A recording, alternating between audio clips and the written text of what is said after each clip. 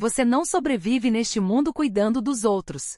Você sobrevive fechando os olhos, fingindo que não vê. Sadie sabia disso melhor do que ninguém. Ela conhecia as regras de cor, como quem decora uma oração que reza todos os dias só para continuar viva. Esfregar o chão, ignorar as manchas de sangue nos tapetes persas, aquelas manchas escuras que ninguém nunca explicava. E acima de tudo, nunca, jamais, olhar o chefe nos olhos. Mas naquela noite as regras se despedaçaram. Um telefonema. Um único soluço desesperado, abafado, ecoando por um corredor silencioso. Foi só isso que bastou para que um homem implacável, um homem que já tinha visto e feito coisas que ninguém deveria fazer, parasse no meio do próprio corredor imóvel, como se o chão tivesse sumido debaixo dos seus pés. Ele não deveria ter ouvido aquele choro. E com certeza absoluta, ele não deveria ter se importado. Mas se importou. A lixívia industrial destrói a pele. Ela corrói a camada superior da epiderme, deixa os nós dos dedos rachados vermelhos, prontos para sangrar ao menor sinal de um punho fechado com força. Sadie sabia disso porque vivia isso todos os dias. Ela olhava para as próprias mãos sob a luz fria e fluorescente do banheiro de funcionários, aquela luz branca e cruel que não perdoa nenhum defeito, nenhuma rachadura, nenhuma marca de cansaço. E aquelas mãos pareciam ter 10 anos a mais do que o resto do seu corpo de 24 anos. Ela secou as mãos num guardanapo de papel barato, e fez uma careta quando o papel áspero raspou numa cutícula rachada, quase aberta. Doeu. Mas não importava. Nada disso importava. O que importava era o dinheiro. A mansão Castelo pagava o triplo do valor normal para os funcionários domésticos. E Sadie entendia muito bem por quê. Aquele dinheiro extra não era pelo trabalho impecável, não era por deixar as janelas do chão ao teto brilhando sem uma única mancha, com vista para o Atlântico cinzento lá fora. Não. Aquele dinheiro era por outra coisa. Era para comprar silêncio. Era para comprar fantasmas. Porque era exatamente isso que se esperava de quem trabalhava ali dentro daquela mansão fria, de pedra, enorme demais para qualquer família comum, que você se movesse por ela sem fazer barulho, sem deixar rastro, sem existir de verdade. Você não perguntava por que a porta pesada de mogno na ala leste tinha, de repente, um buraco de bala novinho em folha. Você não comentava nada quando homens de jaquetas de couro baratas entravam pelo saguão às 3 da manhã, trazendo lama e coisas piores grudadas nas botas. Você limpava. Você abaixava a cabeça. Você sobrevivia. E Sadie era um fantasma muito, muito bom. Fazia 8 meses que ela existia apenas na periferia da visão de Vitor Costello.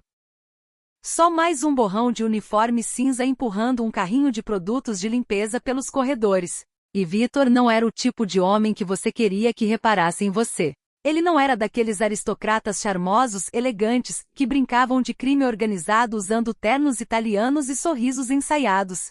Não, Vitor era diferente. Ele era um brutamontes de segunda geração, um homem que tinha herdado um império já rachado, já apodrecendo por dentro, e que o mantinha de pé pela força bruta e por uma paranoia constante e cortante que nunca dormia. Quando Vitor entrava numa sala, a temperatura parecia cair alguns graus. Todo mundo sentia isso. Seus olhos eram escuros, cansados, cercados por olheiras profundas que nunca desapareciam. O queixo estava sempre coberto por uma barba por fazer, áspera rala. E ele tinha o hábito perturbador de olhar para as pessoas como se estivesse calculando, ali mesmo, na hora, quanto custaria enterrá-las. Sadie evitava Vitor como quem evita uma doença contagiosa. Ela decorou a rotina dele como se fosse a única matéria de uma prova de vida ou morte. Se Vitor estava na sala de jantar, ela estava na ala oeste. Se ele estava no escritório, ela estava limpando as suítes de hóspedes. Sadie não tinha o luxo de ser demitida. Muito menos o luxo de irritar aquele homem. Cada centavo daquele salário inflado já estava comprometido antes mesmo de cair na conta dela. Porque o irmão mais novo de Sadie, Sam, estava morrendo. Era uma decadência lenta, agonizante. Leucemia. Uma leucemia resistente às rodadas normais de quimioterapia, uma dessas doenças que parecem rir na cara da medicina convencional. Os tratamentos experimentais que poderiam salvar Sam não eram cobertos por nenhum plano de saúde, muito menos pelo tipo de seguro pobre e furado que Sadie conseguia pagar. E o desespero, como todo mundo sabe, transforma pessoas boas em pessoas imprudentes. 6 meses atrás, sentada numa sala de espera de hospital, estéril, gelada, vendo o próprio irmão tossir sangue diante dela, Sadie fez uma ligação que jamais deveria ter feito. Ligou para um homem chamado Mikocha. Mick para os íntimos. Mick administrava um esquema de empréstimos predatórios que funcionava de dentro de uma casa noturna do lado sul da cidade. Ele não pediu garantia. Não fez consulta de crédito. Simplesmente entregou a Sadie uma mochila com $60 mil em dinheiro vivo e disse, num tom quase gentil, qual seria a taxa de juros. Foi um pacto com o diabo. Mas aquele pacto manteve Sam respirando. E o diabo, Sadie sabia, sempre vem cobrar. Os juros foram se acumulando mês após mês, como uma bola de neve empurrada morro abaixo. Os pagamentos que já eram difíceis, tornaram-se simplesmente impossíveis. Nas últimas 3 semanas, Sadie vinha se privando de comida. Caminhava quilômetros até o trabalho só para economizar a passagem de ônibus. Juntava cada dólar solto, cada moeda perdida no fundo da bolsa, só para tentar cumprir a cota semanal exigida por O'Shea. Naquela noite, Sadie pegou o balde de plástico pesado, e o cheiro forte de limão misturado com amônia queimou suas narinas. Era 1h45 da manhã. A casa estava quase completamente silenciosa, quebrada apenas pelo tamborilar rítmico de uma tempestade pesada que castigava as janelas de vidro reforçado. A maior parte dos funcionários já tinha ido para casa, ou se recolhido aos próprios aposentos.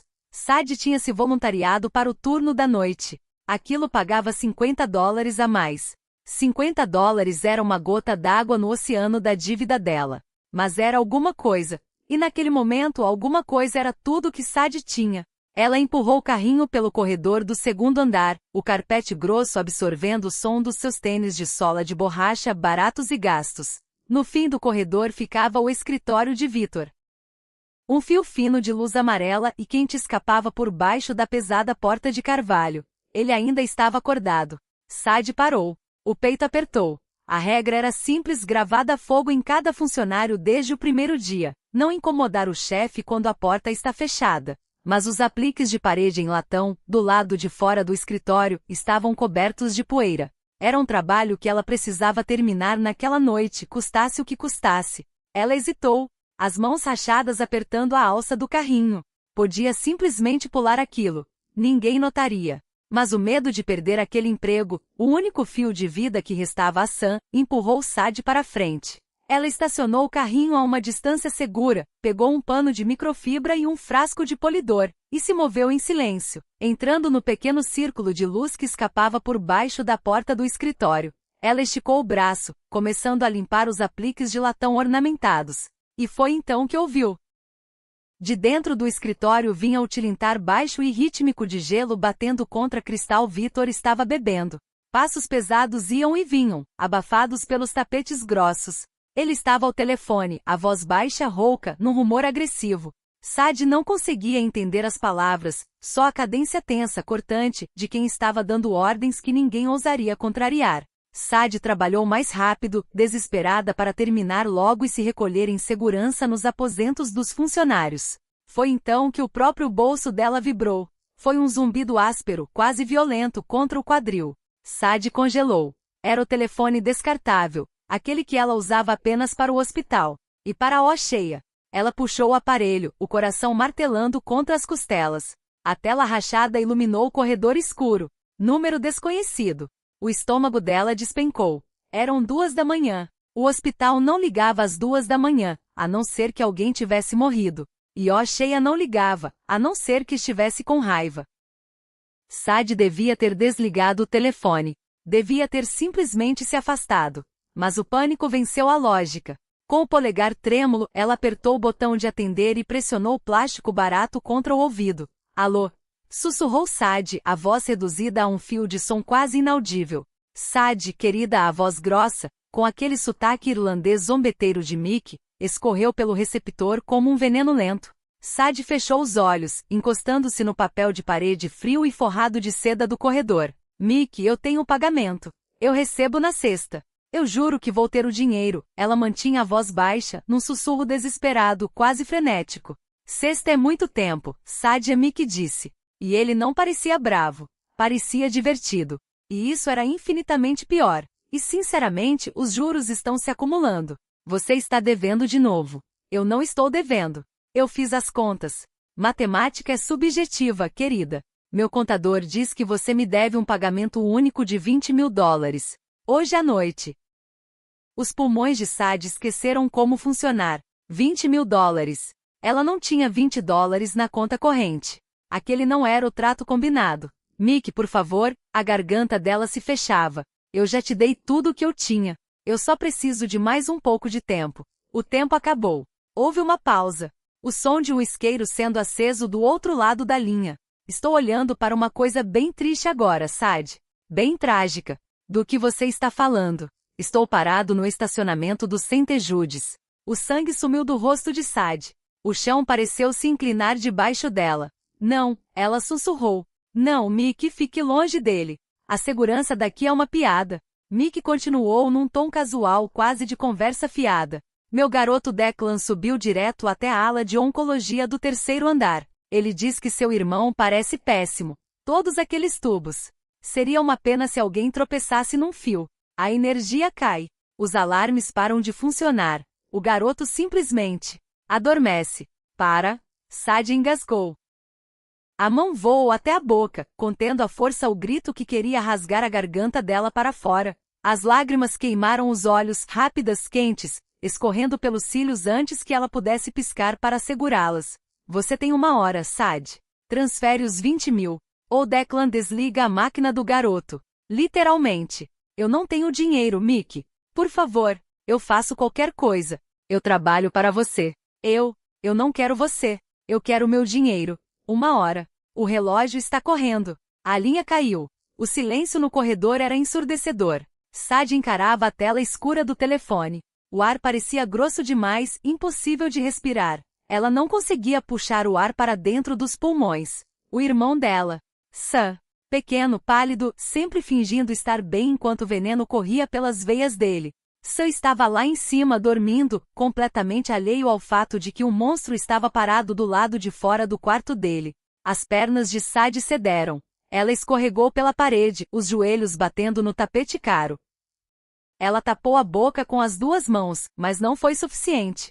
Um soluço rasgou a garganta dela, violento, cru. Ele forçou passagem por entre os dedos apertados, um som feio, cru, de derrota absoluta e total. Sadie se encolheu numa bola no chão, o pano de limpeza esquecido ao lado dela. As lágrimas vieram em ondas, sufocando-a agora. Ela hiperventilava, os ombros magros tremendo enquanto ela lutava para abafar o barulho.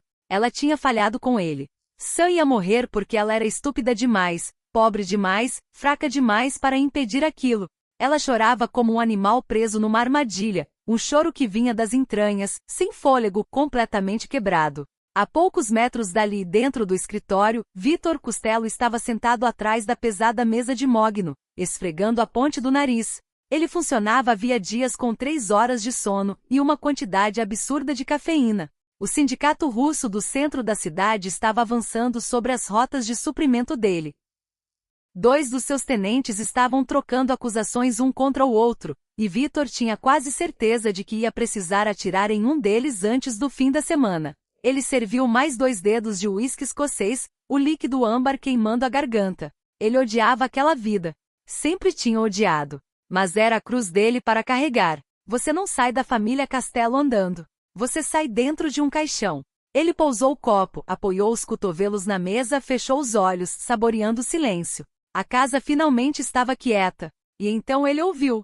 Era fraco no início. Um suspiro abafado. Uma respiração úmida entrecortada. Os olhos de Victor se abriram de repente. O cansaço sumiu, substituído instantaneamente por aquela alerta fria e calculista que o mantinha vivo havia tantos anos. Ele não se moveu. Ele escutou. O som vinha do corredor, bem do lado de fora da porta dele. A mão de Victor deslizou suavemente até a gaveta aberta da mesa, os dedos se fechando em volta do cabo frio de uma 9mm com silenciador. Invasores normalmente não choravam. Mas naquele mundo dele, qualquer distração era uma distração perigosa. Ele se levantou, o corpo alto se movendo com uma falta de barulho quase assustadora. Contornou o centro da sala, mantendo-se junto à parede nas sombras. Chegou à porta de carvalho. O choro agora estava mais claro. E não era encenação. Não era uma armadilha. Era o som de alguém cujo mundo estava desmoronando naquele exato instante. Aquela agonia crua no choro abafado fez os pelos da nuca de Vitor se arrepiarem. Vitor esticou o braço, girando a maçaneta de latão devagar, cuidando para que a lingueta não fizesse barulho. Ele abriu a porta apenas alguns centímetros. A luz do corredor caiu sobre as botas dele. Ele olhou para baixo. Ali, encolhida contra a parede como uma boneca de pano jogada fora, estava uma das empregadas. Ele reconheceu vagamente aquele rosto. Pequena, quieta, sempre olhando para o chão. Ela usava o uniforme cinza padrão, o cabelo escuro escapando de um coque desfeito. Ela tinha as duas mãos tapando a boca, lágrimas escorrendo pelo rosto pálido, o corpo balançando para frente e para trás. Um balde de plástico barato e um frasco de polidor jaziam abandonados a poucos passos dali. Vitor franziu a testa. A mão em volta da arma relaxou um pouco, mas ele não abaixou o cano. Ele não lidava com lágrimas. Não fazia consolo. Se uma funcionária estava tendo um colapso nervoso, isso devia acontecer no tempo livre dela, nos aposentos dela. Ele abriu a boca para dizer exatamente isso, para mandá-la se levantar, sair dali e nunca mais voltar. Mas antes que ele pudesse falar, o telefone descartável no chão, ao lado dela, vibrou de novo. Sadie se sobressaltou com violência, como se o aparelho a tivesse golpeado. Ela se debateu para alcançá-lo com as mãos trêmulas, desesperadas, deixando-o cair uma vez antes de conseguir apertar o botão do viva voz. Mick, ela engasgou, a voz um sopro úmido e patético. Vitor congelou. Mick ó cheia. O que diabos uma das empregadas dele estava fazendo falando com um rato de esgoto como ó cheia? Só passando um oi, querida, a voz melosa de ó cheia escorreu pelo pequeno alto-falante do telefone. O Declan acabou de me mandar uma foto. Seu irmão parece tão tranquilo. Seria uma pena acordar ele. Você tem o meu dinheiro. Sadie soluçou, curvando-se sobre o telefone como se pudesse protegê-lo com o corpo. Eu estou tentando. Liguei para o banco. Tentei fazer um adiantamento. Eles recusaram. Mick, eu preciso até de manhã. Só me deixa ligar para alguém. Os bancos estão fechados, Sadie. Seu crédito é lixo. Você tem 45 minutos. E honestamente nem pense em chamar a polícia. Até eles chegarem aqui, o Declan já vai ter injetado uma bolha de ar bem bonitinha no soro do seu irmão. Uma embolia. Muito trágico. Difícil de provar. Sadie soltou um som horrível. Um lamento de puro luto, que ela imediatamente tentou engolir de volta para dentro de si mesma. Vitor ficou parado na porta perfeitamente imóvel. As peças se encaixaram na cabeça dele. Um agiota. Uma criança doente. Extorsão. E ó cheia estava operando dentro do território de Costello, extorquindo um civil, extorquindo uma funcionária dele dentro da própria casa dele. Uma fúria silenciosa e perigosa se acendeu no peito de Vitor. Não era justiça, não era nada parecido com heroísmo. Vitor não era um herói. Ele era um monstro, mas era um monstro com regras rígidas sobre território e respeito. E ó cheia era uma barata. E aquela barata estava sujando a casa dele, ameaçando uma garota que esfregava os pisos de Vitor por um salário mínimo. Vitor empurrou a pesada porta de carvalho, escancarando-a. As dobradiças não rangeram, mas a mudança no ar foi palpável, quase física. Sadie nem percebeu a presença dele a princípio. Estava perdida demais na onda afogante do próprio pânico. Ela implorava agora, num fluxo rápido de por favor, caindo dos lábios direto para o alto-falante frio do telefone. Eu assino o que você quiser. Eu trabalho para pagar. Eu faço qualquer coisa. Mick, por favor, não machuca ele. Ele é só uma criança. Ele nem sabe de nada sobre esse dinheiro. Uma sombra grande e pesada caiu sobre ela. Sadie ofegou, a cabeça virando para cima de repente. Vitor Costello estava de pé, torreando sobre ela. Ele já tinha tirado o paletó horas antes. A camisa social branca estava desabotoada no colarinho, a gravata solta pendurada frouxamente. Ele segurava uma arma na altura da coxa, casualmente como se fosse uma extensão natural do próprio braço. Mas foi o rosto dele que fez o sangue de Sadie gelar. Estava esculpido em granito. Os olhos escuros fixos no telefone no chão, queimando com uma violência silenciosa e aterrorizante. Sadie se arrastou para trás, os tênis de borracha rangendo contra o carpete. Ela bateu na parede, a respiração presa na garganta. Ela tinha quebrado a regra. Tinha incomodado ele. Ela ia ser demitida. Ia ser morta. Senhor Costello, ela gaguejou freneticamente, esfregando o rosto molhado com as mãos arruinadas. Me desculpa. Eu sinto muito. Eu só estava limpando. Eu vou embora. Vitor não olhou para ela. Deu um passo à frente, o sapato de couro polido parando a poucos centímetros do telefone. Sadie, quem é esse? A voz de Mick guinchou do aparelho. É bom que você não esteja envolvendo mais ninguém, querida, ou eu juro por Deus. Vitor se agachou. Os movimentos dele eram lentos, deliberados. Ele pegou o telefone plástico barato. O aparelho parecia absurdamente pequeno naquela mão grande e calejada. Ele não disse nada de início. Só levou o telefone até o próprio rosto. Sadie. Mick latiu. Responde, sua idiota. Sadie fechou os olhos com força, pressionando as mãos contra os ouvidos. Ah, Vitor disse. A voz dele não era alta. Não era um grito. Era um barítono baixo e ressonante, que vibrava com uma autoridade letal. Era a voz de um homem que dava ordens de matar entre um gole e outro de café. A linha ficou em silêncio absoluto. Quem é você? Mick perguntou, a bravata escorregando um pouquinho. Você está respirando meu ar, Mick, Vitor disse, suavemente. Ele se levantou, virando o olhar para a janela escura no fim do corredor. Você está operando na minha cidade. E está incomodando a minha funcionária. Na minha casa. Uma pausa longa, agonizante se estendeu pela linha. Se, Senhor Costello, a voz de Mick caiu uma oitava. O sotaque irlandês zombeteiro sumiu, substituído por um tremor inconfundível de puro terror. Vitor, eu não sabia. Você tem um homem no St. Jude's, Vitor declarou calmamente, ignorando o pedido de desculpas gaguejado. Declan. Vitor, é só negócio, a garota me deve. Escuta bem o que eu vou te dizer agora, Mick, Vitor interrompeu, a voz caindo para um sussurro que carregava mais peso do que qualquer grito. Porque eu não vou repetir. Você vai ligar para o Declan. Você vai mandar ele sair daquele hospital, entrar no carro e sair do estado. Se ele ainda estiver dentro dos limites da cidade quando o sol nascer, eu vou mandar esfolar ele vivo. Feito. Mick praticamente engasgou com a própria palavra. Ele já saiu. Considere feito, Senhor Costello. Bom, Vitor disse. Agora sobre a dívida. A garota não te deve mais nada. A dívida está cancelada. Os juros estão cancelados. Na verdade, você me deve um imposto pela falta de respeito de ligar para a minha residência particular às 2 da manhã. Um imposto, Mick guinchou. $50.000 entregues no meu armazém no cais até meio-dia de amanhã. Se faltar um centavo ou se atrasar, eu vou mandar o roco até o seu clubezinho, e ele vai queimar aquilo até o chão com você lá dentro. Entendemos um ao outro. Sim, senhor. Absolutamente, senhor Costello. Eu juro que a garota está livre, Kitty. Eu nunca mais vou entrar em contato com ela.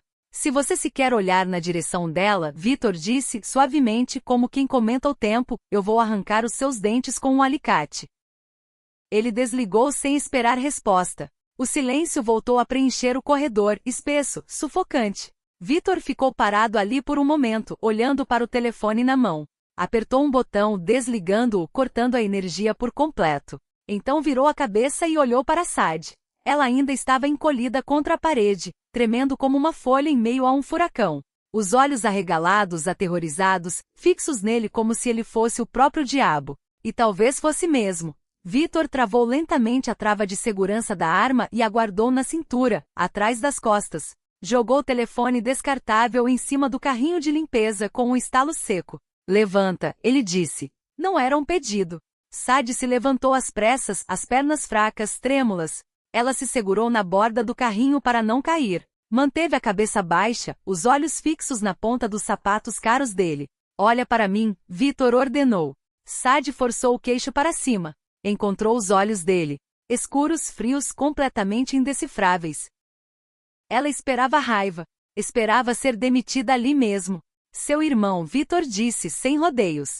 O que ele tem? Leucemia, Sadie gaguejou, a voz rachando. Ele está no St. Jude's. Vitor estudou o rosto dela. Viu as olheiras profundas, as bochechas encovadas, o cansaço absoluto que irradiava daquele corpo pequeno. Ele olhou para as mãos dela, vermelhas, rachadas, sangrando nas cutículas. Sentiu um aperto estranho, desconfortável no peito. Ignorou aquilo. Vai para a cozinha, Vitor ordenou. Diz para o cozinheiro da noite fazer alguma coisa para você comer. Você parece que um vento forte consegue partir você ao meio. Sadie pescou, completamente desorientada. Eu tenho que terminar o latão. O latão está bom. Vitor cortou, a paciência dele se esgotando. Vai comer, depois vai para o seu quarto. Você está dispensada por hoje. Mas senhor Costello, o dinheiro. Eu resolvi o dinheiro, Vitor disse, a voz endurecendo. Ó, cheia, está resolvido. Se ele ou qualquer outra pessoa entrar em contato com você de novo, você me avisa. Imediatamente. Entendeu? Sadie olhou para ele, os olhos enchendo de lágrimas outra vez. O peso esmagador, sufocante, que vinha carregando havia 6 meses inteiros desaparecia em questão de segundos. Ele tinha salvado Sam. Tinha salvado ela. Obrigada. Ela sussurrou, um soluço quebrando na garganta. Muito obrigada. Eu não sei como vou pagar você. Eu trabalho dobrado. Eu vou. Você vai fazer o seu trabalho, Vitor interrompeu friamente, virando as costas para ela. Ele não queria a gratidão dela. Aquilo parecia errado. Parecia pesado demais. Mantém o chão limpo. Mantém a cabeça baixa. E pelo amor de Deus, para de chorar do lado de fora do meu escritório. Ele voltou para o escritório, e a porta pesada de carvalho se fechou com um clique atrás dele, deixando Sadie sozinha, parada no meio do corredor silencioso. Ela respirou fundo, trêmula. O cheiro de limão e amônia, de repente, era a coisa mais doce do mundo. Sadie limpou o rosto, encarando a porta fechada. Vitor Costello era um monstro. Todo mundo sabia disso. Mas enquanto Sadie caminhava em direção à cozinha, o coração batendo num ritmo firme e seguro pela primeira vez em meses, ela percebeu outra coisa também. Às vezes você precisa de um monstro para manter os lobos afastados. O cheiro do St. Jude's estava permanentemente gravado na memória olfativa de Sadie. Era uma mistura clínica e afiada de álcool, cera de piso e o gosto metálico do medo. Normalmente atravessar aquelas portas de vidro deslizantes era como entrar numa câmara de vácuo. Naquele dia, era como entrar numa catedral. Ela pegou o primeiro ônibus, funcionando com 0 horas de sono e um copo de café requentado da copa. O peito dela era um tambor apertado. Vitor Costello tinha dito que ó cheia estava resolvido. Tinha dito que a dívida estava cancelada. Mas gente como Sadie não recebia milagres. Gente como ela recebia avisos de despejo e ultimatos finais. Ela passou pela recepção principal mantendo a cabeça baixa, os tênis gastos rangendo no linóleo. Navegou pelo labirinto de corredores até a ala de oncologia, o coração martelando contra as costelas. 3º andar, quarto 312. Ela virou o corredor. A porta estava aberta. Sadie parou de repente. A cama estava vazia. Sem lençóis, o colchão nu. O copo de papel com café escorregou dos dedos rachados dela, espirrando o líquido marrom pelo chão polido. A visão dela embaçou. O zumbido nos ouvidos abafou os anúncios do interfone. Declan, o homem de ó cheia. Ele tinha estado ali. Ele tinha. Posso ajudar, senhorita. Sadie se virou de repente. Uma enfermeira de scrubs azuis a observava, as sobrancelhas erguidas diante do café derramado. Meu irmão, Sadie engasgou, agarrando o batente da porta para as pernas não cederem. Samuel Reis. Ele estava no 312. Onde ele está? O rosto da enfermeira suavizou instantaneamente. Ah, querida. Respira. Ele está bem. Ele foi transferido esta manhã. Sadie pescou, as luzes fluorescentes queimando a retina. Transferido para onde? Para a UTI. Não. Para o 5º andar. As suítes particulares. A enfermeira apontou para os elevadores. Quarto 505. Sadie não esperou. Abandonou a bagunça no chão e praticamente correu até os elevadores, socando o botão de subir repetidamente até o polegar doer. Quando as portas finalmente se abriram no 5º andar, a diferença era chocante. O linóleo tinha dado lugar a um carpete grosso. As paredes, antes brancas e frias, agora eram pintadas num bege suave, aconchegante. Era assustadoramente silencioso. Ela encontrou o 505. A porta era pesada, de madeira maciça.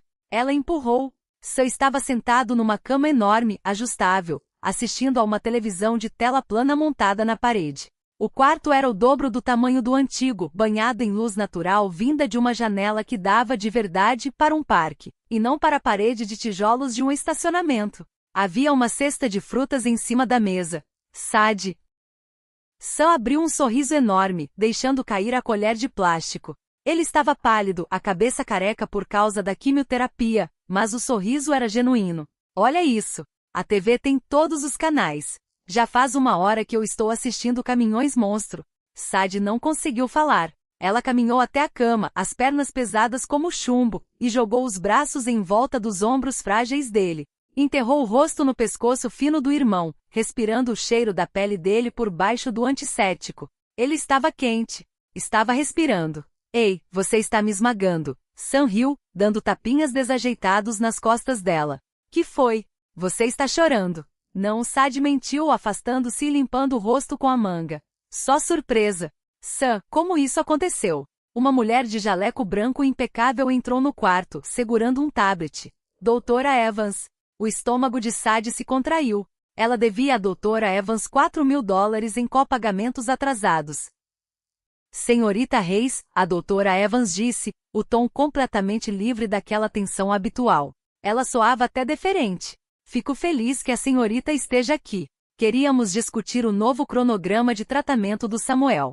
Novo tratamento. Sadie sussurrou. Eu não posso. Eu nem paguei a última rodada. O seu saldo está zerado, senhorita Reis, a doutora Evans disse, suavemente, tocando na tela do tablet. Um benfeitor anônimo entrou em contato com o setor financeiro do hospital logo cedo esta manhã. Ele cobriu o saldo pendente à transferência para a ala particular, e já pré-pagou o teste de imunoterapia experimental. Começamos com a nova medicação amanhã. O quarto girou. Sadie se segurou na grade de metal da cama. Um benfeitor anônimo. Asterisco mantém o chão limpo. Mantém a cabeça baixa. E pelo amor de Deus, para de chorar do lado de fora do meu escritório. Asterisco Vitor não tinha apenas afastado um agiota. Ele tinha comprado a vida do irmão dela. Tinha jogado centenas de milhares de dólares num hospital com o qual não tinha nenhuma ligação, por uma empregada que mal conhecia. Não era um milagre. Era uma compra. Sadie olhou para Sam, que assistia feliz um caminhão esmagando um sedã na tela. Ele estava seguro. Mas enquanto a verdadeira escala do poder de Costello se assentava sobre ela, um novo medo, mais frio, mais profundo, começou a crescer no peito dela. Você não aceita um presente de um monstro sem, de alguma forma, acabar devendo a ele a sua própria alma. 3 dias depois, a mansão Costello era um barril de pólvora prestes a explodir. O sindicato russo não tinha recuado. Eles atacaram 2 caminhões de suprimentos de Vitor no cais, incendiando-os até os eixos. A tensão dentro da casa era sufocante. Os guardas tinham triplicado. Os portões pesados permaneciam trancados. Os homens de jaquetas de couro baratas tinham sido substituídos por homens de ternos caros, com volumes suspeitos debaixo dos braços, andando de um lado para o outro pelos corredores com uma energia feroz e inquieta. Vitor era uma tempestade presa dentro de um terno sob medida. Ele não dormia. Gritava com os tenentes, jogava copos de cristal contra a parede quando uma ligação dava errado, irradiando um tipo de violência que fazia os funcionários encolherem fisicamente quando ele passava por perto. Sadie se mantinha invisível. Era o único mecanismo de defesa que ela tinha. Ela esfregava, polia, aspirava os carpetes até as costas gritarem de dor, mas ela não conseguia parar de olhar para ele. Toda vez que via Vitor atravessando um corredor, latindo ordens ao telefone, os olhos escuros sombreados de exaustão, o peito dela dava um estranho e doloroso sobressalto. Ele era aterrorizante. Ele era um assassino. Mas tinha dado a Sam um quarto particular. Tinha dado a Sam um futuro. Era uma contradição que a mente dela não conseguia resolver. Eram 11 da noite quando veio o chamado para uma limpeza na sala de jantar formal. Sadie empurrou o carrinho pelo corredor, o estômago em nós. A sala de jantar era a sala de guerra de Vitor. Se havia bagunça ali, não era vinho derramado. Ela empurrou as pesadas portas duplas. A sala estava vazia. A longa mesa de mogno tinha sido limpa de mapas e livros caixa. Mas perto da lareira, o piso de mármore branco estava manchado. Sangue. E não pouco. Uma poça escura e irregular espalhada pela pedra como se algo pesado tivesse sido arrastado até a porta lateral. Sadie engoliu em seco. Não fez perguntas. Vestiu as luvas grossas de borracha amarela, despejou a solução pesada de lixívia no balde e se ajoelhou. Esfregou. O cheiro químico queimava os olhos. O sangue estava grudento, resistindo às cerdas ásperas da escova. Ela se inclinou com força, os ombros doendo, os nós dos dedos rachados protestando contra o atrito áspero. Você está usando a escova errada. Sadie se sobressaltou tão forte que derrubou o balde. Água corrosiva se espalhou pela borda, espirrando na calça jeans dela. Victor estava parado na porta, completamente imóvel, um copo de líquido âmbar na mão. Ele parecia arrasado. A gravata tinha sumido, o colarinho desabotoado, o cabelo bagunçado, como se ele tivesse passado a mão nele centenas de vezes. Ele a observava com uma intensidade que fazia o oxigênio parecer fugir da sala. Desculpa, Sadie sussurrou, se apressando para limpar a água derramada com um pano. Eu vou tirar isso, Sr. Costello. É só um minuto. Victor entrou na sala. Os passos dele eram silenciosos. Ele parou bem ao lado dela. Para, ele disse. Sadie congelou, as mãos pairando sobre o mármore ensanguentado. Tira as luvas, ele ordenou. Sadie hesitou, o coração martelando. Devagar, ela descascou a borracha amarela grossa das mãos. Os nós dos dedos estavam em carne viva, a pele rachada, vermelha e irritada. A água com lixívia tinha penetrado, fazendo-os arder ferozmente. Victor encarou as mãos dela, um músculo se contraindo na mandíbula. Ele pousou o copo na borda da mesa de jantar com um tinido seco. Enfiou a mão no bolso da calça e tirou um pequeno pote preto sem rótulo. Jogou-o para ela. O pote bateu no mármore bem ao lado do joelho dela. Grau médico, Victor disse secamente. Usa 2 vezes por dia. Se você pegar uma infecção, você vira um problema para mim. Sadie encarou o pote. Era pesado, vidro caro. Senhor Costello, você não precisa. Eu não gosto de sangue no meu chão, Sadie, ele a cortou, a voz um rosnado baixo e áspero. Nem o meu, nem o dos meus inimigos. E com certeza nem o seu. Ele não esperou que ela agradecesse. Virou-se e saiu da sala, deixando-a ajoelhada no mármore frio, encarando o pequeno pote preto. Ela pegou o pote. Estava quente do calor do bolso dele. Ele era um monstro, ela lembrou a si mesma. Mas enquanto desenroscava a tampa e passava a solução calmante e sem cheiro na pele rachada, a dor sumiu quase instantaneamente. E pela primeira vez na vida, Sadie se sentiu completamente, aterrorizantemente vista. A ilusão de segurança se despedaçou exatamente 48 horas depois. Aconteceu às 2 da manhã. Sadie estava na ala oeste, polindo os corrimãos da escadaria do 3º andar. A casa estava morta de silêncio. Então o chão vibrou. No início não foi um som. Foi um baque pesado, concussivo, que sacudiu os apliques de latão sob as mãos dela. 2 segundos depois, o rugido ensurdecedor de uma explosão rasgou a noite, seguido imediatamente pelo estalido nítido e aterrorizante de tiros automáticos. Os alarmes dos portões da frente uivaram, um lamento agudo que perfurou o crânio de Sadie. As luzes de emergência acenderam, banhando o corredor opulento com um brilho vermelho, estroboscópico cortante. Homens gritavam lá embaixo. O baque pesado de botas martelava o mármore do saguão. Perímetro sul violado. Alguém gritou por cima do caos. Sadie deixou o pano cair. Um pânico animal puro tomou conta dela. Os russos. Eles não tinham vindo negociar. Tinham vindo queimar a casa até o chão.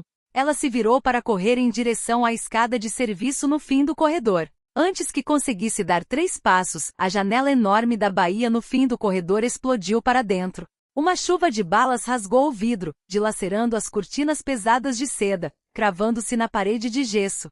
Sadie se jogou de bruços no chão, cobrindo a cabeça com os braços enquanto estilhaços de vidro caíam sobre as costas dela como granizo cortante. O barulho era um caos absoluto. Madeira estilhaçando, vasos se espatifando.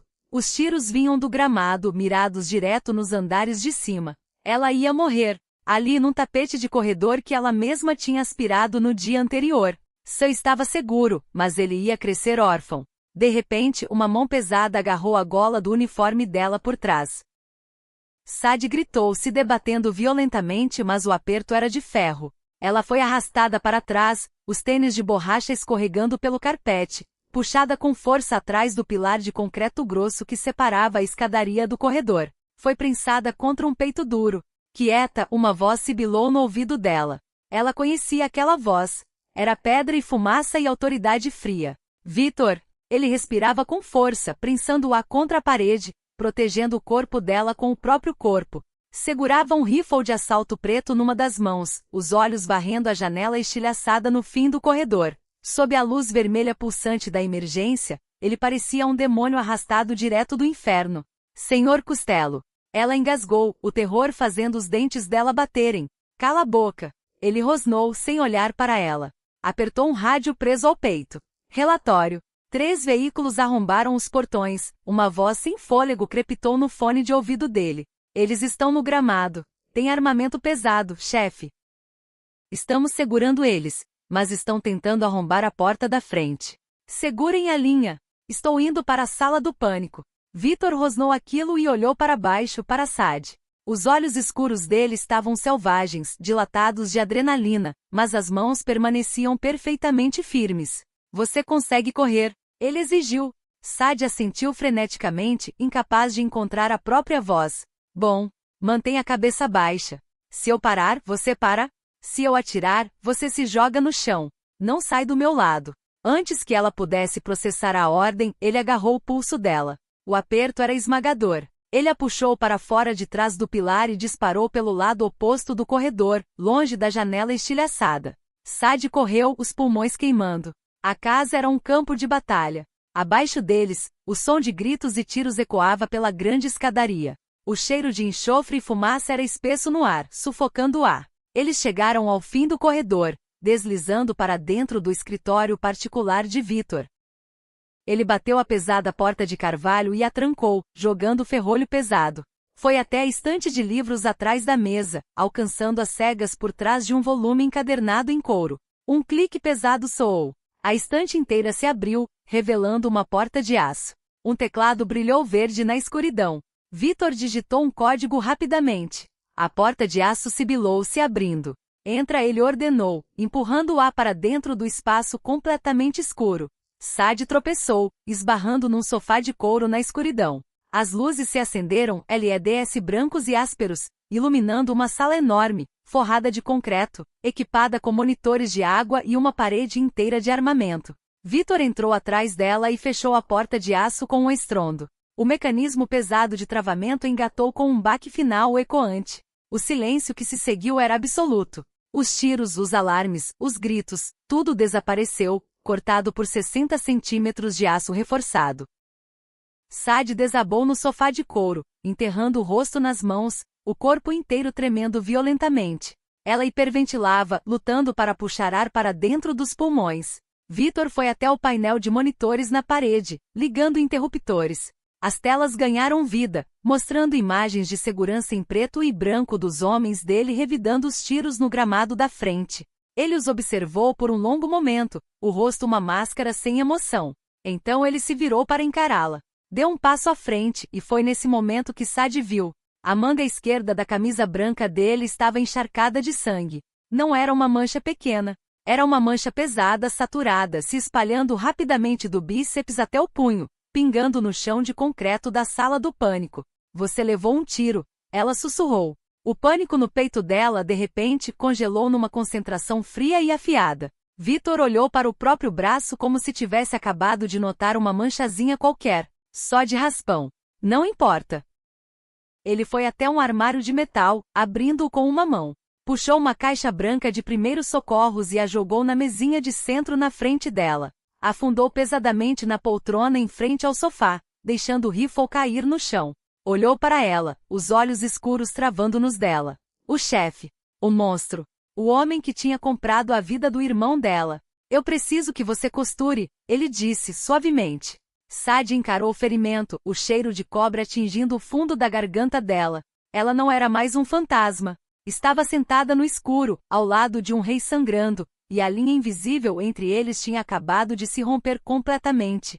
O kit de primeiros socorros era industrial. Nada de curativos de desenho animado ou tubos de pomada de viagem. Ali dentro havia curativos pesados de trauma, grampos cirúrgicos e uma agulha de sutura curva, selada em plástico esterilizado. Sad encarou aquilo. O estômago dela revirou. Ela já tinha limpado sangue antes, horas atrás, na sala de jantar. Mas limpar sangue do mármore era muito diferente de impedir que ele saísse de dentro de uma pessoa viva. Eu não consigo fazer isso, ela sussurrou, a voz se despedaçando. Você consegue, Vitor disse. Ele encostou a cabeça na poltrona de couro, o rosto pálido sob a luz áspera dos LEDs.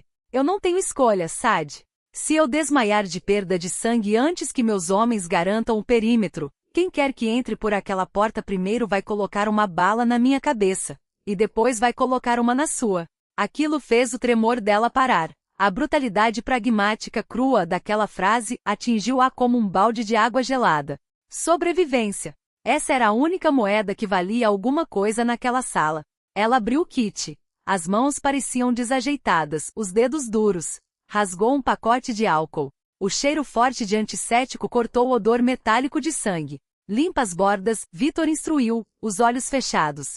Não precisa ser delicada. Tira todo o tecido. Sadie se moveu para o lado dele, ajoelhando-se no chão de concreto. Pegou o braço dele. A pele estava queimando, um contraste gritante com aquele jeito frio controlado. Ela pressionou o algodão contra a carne rasgada. Vitor sibilou, os músculos da mandíbula travando, o pescoço rígido de tensão. Mas ele não se afastou. Passa a linha na agulha, ele grunhiu, forçando os olhos a se abrirem para observá-la. Ela lutou com o pacotinho, tirando a agulha curva e a linha grossa de nylon preto. Ela já tinha remendado as calças jeans rasgadas de Sam centenas de vezes, sentada sob a luz fraca do apartamento minúsculo deles. Isso era só tecido.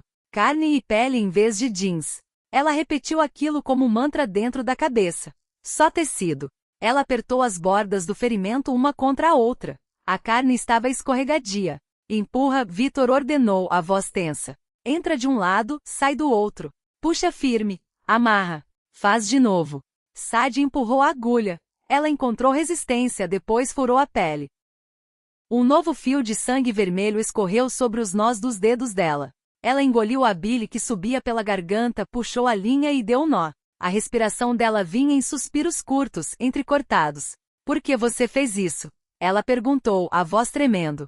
Ela precisava falar. Se não falasse, ia acabar gritando. Ela deu o segundo nó. Fazer o quê? O hospital. Ela empurrou a agulha de novo. Vitor estremeceu, a mão apertando o braço da poltrona com tanta força que o couro rangeu. Você gastou uma fortuna com o irmão de uma empregada. Você não me conhece. Você não se importa comigo. Então por quê? Vitor ficou em silêncio por um longo tempo. O único som na sala do pânico era o baque abafado e distante dos tiros filtrando através do teto de concreto, e o som úmido e rasgado da sutura. Eu passo a vida inteira destruindo coisas, Vitor disse finalmente. A voz dele era um rasgo baixo, despido de toda aquela autoridade habitual. Eu arruíno negócios. Eu quebro pernas. Eu boto gente debaixo da terra. É um livro-caixa, Sadie. Um grande livro-caixa cheio de tinta vermelha. Eu pensei que comprar aquele garoto ia equilibrar as contas. Só um pouquinho. E equilibrou. Ela perguntou, cortando a linha e se movendo mais adiante no ferimento. Vitor olhou para ela. De verdade, olhou. Os olhos escuros e injetados dele percorreram as linhas duras de exaustão no rosto dela, as sombras roxas debaixo dos olhos, o terror absoluto que ela lutava para conter. Não, ele disse suavemente. Não fez a menor diferença no livro-caixa. Foi um desperdício de dinheiro. A mão de Sadie parou. Uma dor fria floresceu no peito dela. Claro, tinha sido só uma transação que não rendeu o retorno emocional que ele queria. Mas Vitor continuou, o olhar caindo para as mãos manchadas de sangue dela. Aquilo fez você parar de chorar do lado de fora da minha porta. E eu descobri que gostei do silêncio. Foi a coisa mais próxima de vulnerabilidade que ela já tinha ouvido vindo de um homem que usava uma armadura feita de violência. Ele não era um salvador. Era só um homem cansado do barulho. E de alguma forma, isso tornava infinitamente mais humano do que se ele tivesse dito que fez aquilo por bondade. Ela terminou o último ponto, amarrando com força. Enrolou uma bandagem grossa de gaze em volta do bíceps dele, puxando a fita médica para fixá-la. Sentou-se sobre os calcanhares, limpando as mãos ensanguentadas na calça arruinada do uniforme. Está pronto. Vitor olhou para o próprio braço. Era um trabalho de açougueiro feio e desigual, mas o sangramento tinha parado. Ele estendeu a mão boa. Sadie se encolheu, esperando que ele a segurasse, mas ele apenas afastou uma mecha de cabelo suada e presa aos olhos dela. O polegar dele roçou o rosto dela, deixando uma mancha do próprio sangue na pele pálida. Você tem mãos boas, Sadie. Antes que ela pudesse processar o peso daquele toque, o rádio no peito dele estalou numa explosão de estática. Chefe, acabou. Repelimos eles. 2 baixas do nosso lado, 5 do lado deles. O resto fugiu. A guerra tinha terminado. E a bolha estava prestes a estourar. A mão de Vitor caiu do rosto dela. A exaustão sumiu, substituída instantaneamente pelo chefe da máfia frio e calculista. Ele apertou o botão do microfone. Varre o terreno. Eu quero os corpos fora do meu gramado antes que a polícia comece a ficar curiosa. Estou saindo. Ele se levantou, oscilando levemente, mas recuperando o equilíbrio. Não olhou para trás enquanto caminhava até a porta pesada de aço e digitava o código. O sibilo do lacre se rompendo soou como um prego num caixão. O fantasma estava morto. Sadie sabia disso agora. Ela tinha costurado o rei de volta. Você não volta a esfregar pisos depois de ter visto o diabo sangrar. A propriedade parecia uma zona de guerra. Ao sair do bunker, Sadie engasgou com um cheiro forte e amargo de pólvora e reboco pulverizado. O grande corredor, antes um testemunho de riqueza obscena, estava em farrapos. O papel de parede de seda pendia em tiras. Os tapetes persas estavam cobertos de poeira de gesso e vidro estilhaçado. Buracos de bala perfuravam as pinturas antigas ao longo das paredes. Homens em equipamento tático arrastavam algo pesado, envolto numa lona, pela entrada lateral. Sadie manteve os olhos rigidamente fixos no chão. Victor se movia pelos destroços com uma eficiência fria. Ele latia ordens, o braço ferido preso rigidamente ao lado do corpo. Estava de volta ao elemento dele, orquestrando a limpeza de um massacre com a mesma naturalidade de quem dirige o trânsito. Sadie ficou parada, desajeitada, perto da janela quebrada, o uniforme incrustado de sangue seco. Ela não sabia o que fazer. O carrinho de limpeza era agora uma pilha retorcida de metal no meio do corredor, esmagado por um busto de mármore que tinha caído. Sadie! A voz de Victor cortou os gritos. Ele estava parado na porta do escritório destruído. A pesada porta de carvalho estava crivada de buracos de bala. Ela caminhou em direção a ele, as pernas pesadas como chumbo. Ele se afastou, deixando-a entrar no escritório, e fechou a porta rachada. A sala estava relativamente intacta, embora as cortinas pesadas estivessem rasgadas. A luz do sol, pálida e cinzenta, começava a se derramar pelas janelas, projetando sombras longas e duras pelo chão. Victor foi até a mesa. Abriu uma gaveta de baixo e puxou um envelope pardo grosso. Jogou-o em cima do mogno polido. Tem um passaporte ali dentro. Uma certidão de nascimento. Um novo número de segurança social. É trabalho de boa qualidade. Vai passar por qualquer verificação federal, Victor disse, a voz completamente vazia de emoção. Tem também um cartão de banco. A conta tem $250 mil. Dinheiro limpo. Sadie encarou o envelope, o cérebro entrando em curto-circuito. O que é isso? É a sua saída, Victor disse, encostando-se na borda da mesa. Cruzou os braços, fazendo uma careta quando os pontos puxaram. Os russos não são idiotas. Eles tinham observadores nas árvores. Eles viram você correr para a ala oeste comigo. Eles sabem que você esteve no bunker. Até o meio-dia de hoje, eles vão saber o seu nome. Vão saber onde você mora. E vão saber sobre o seu irmão. O pânico subiu pela garganta de Sadie como uma garra. Sam, eu tenho homens no hospital agora mesmo. Ele está seguro, Victor disse suavemente. Mas ele não vai continuar seguro. Não se você ficar aqui. No meu mundo, poder de barganha é tudo. E você agora é poder de barganha. Eu sou só uma empregada. Sadie protestou, a voz subindo de desespero. Você era uma empregada, Victor corrigiu, ríspido. Agora você é a mulher que esteve na minha sala do pânico. Você é um alvo. Ele apontou para o envelope. Pega o garoto. Tem um voo reservado para Seattle, saindo de um aeroporto particular em 2 horas. Um carro vai te levar. Você desaparece. Recomeça a vida. O dinheiro vai pagar o resto do tratamento dele em Washington. Sadie esticou os dedos trêmulos, roçando o papel áspero do envelope. $250 mil. Uma vida nova. Segurança. Era tudo que ela vinha rezando desde que Sam tinha ficado doente. Era um milagre embrulhado no envelope pardo. Ela olhou para cima, para Victor. Ele a observava. O rosto era uma máscara perfeita, indecifrável. Ele estava descartando ela. Eficientemente e limpamente, como quem se livra de um telefone descartável já usado. E se eu não aceitar? Ela sussurrou. As palavras escaparam antes que a mente consciente dela pudesse contê-las. A mandíbula de Victor se travou. Não seja estúpida, Sadie. Aceita a saída. Você mesma disse. Ela ergueu a voz, ganhando uma força repentina, aterrorizante. Eles sabem quem eu sou. Se eu fugir, vou passar o resto da minha vida olhando por cima do ombro, me perguntando se o homem tomando café ao meu lado em Seattle é um assassino russo, me perguntando se a enfermeira do Sam está na folha de pagamento de alguém. Você vai virar um fantasma. Você é boa nisso. Eu não quero mais ser um fantasma, ela retrucou. O silêncio no escritório era ensurdecedor. Sadie respirava com força, o peito arfando, encarando o homem mais perigoso da cidade. Victor se afastou da mesa.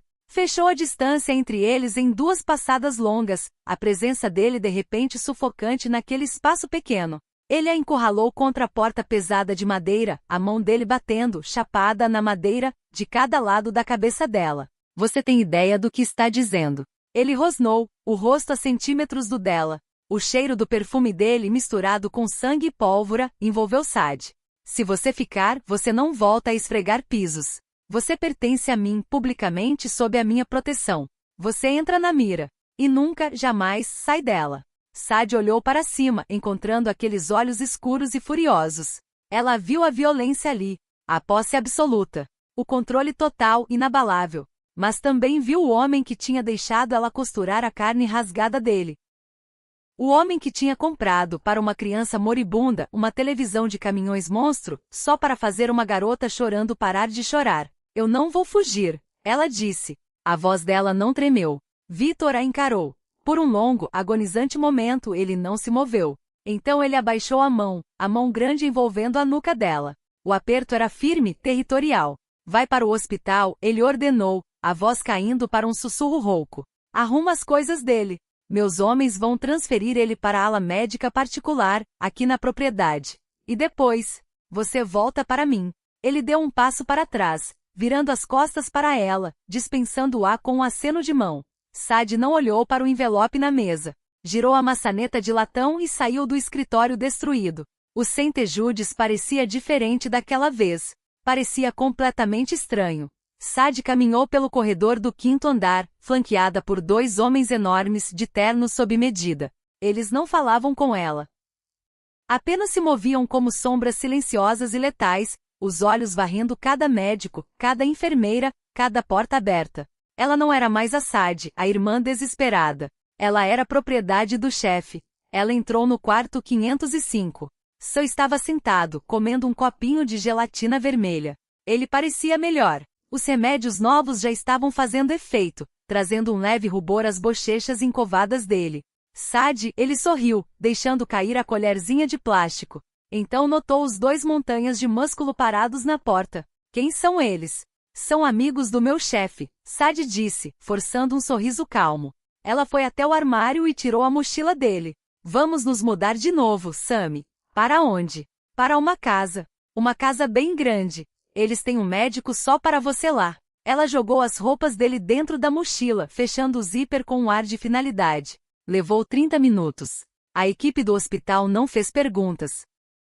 Bastou um olhar para os homens de terno, conferir os papéis de alta assinados pela doutora Evans, e todos saíram do caminho. Dinheiro e medo moviam o mundo. E Victor Costello tinha um suprimento infinito de ambos. A viagem de volta para a propriedade foi silenciosa. A SUV preta tinha vidros escurecidos, mais grossos que um cofre de banco. Sadie observou a cidade passar, as ruas familiares gastas da vida antiga dela, desaparecendo ao longe. Ela estava atravessando um limiar. Não havia volta para o apartamento barato, para as viagens de ônibus tarde da noite, para o peso esmagador da dívida. Os portões pesados de ferro da propriedade Castelo surgiram à vista. Estavam retorcidos, arrancados das dobradiças pelos veículos que os atropelaram, agora cercados por uma equipe de soldadores, lançando chuveiros de fagulhas no ar da tarde. A SUV contornou a entrada de serviço. Parou direto nos degraus de pedra grandiosos do saguão principal. A porta foi aberta para ela. Sadie desceu. Não estava mais com o uniforme cinza. Vestia as próprias roupas, calça jeans desbotada, uma blusa preta simples. Parecia uma armadura. Ela deixou Sam na ala médica com o médico particular da propriedade e subiu a grande escadaria. A casa já estava se transformando. O sangue tinha sumido. O vidro tinha sido varrido.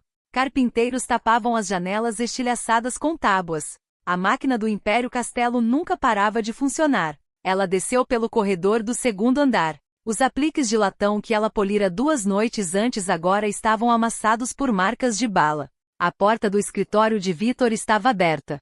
Ela entrou. Ele estava sentado atrás da mesa, uma camisa branca limpa, a manga esquerda arregaçada para acomodar a bandagem grossa. Ele lia um livro-caixa, um copo de uísque escocês soando sobre a madeira ao lado dele. Não ergueu os olhos quando ela entrou. Ele já sabia que era ela. Sadie caminhou até a mesa. O envelope pardo ainda estava ali, exatamente onde ele tinha deixado. Ela o pegou.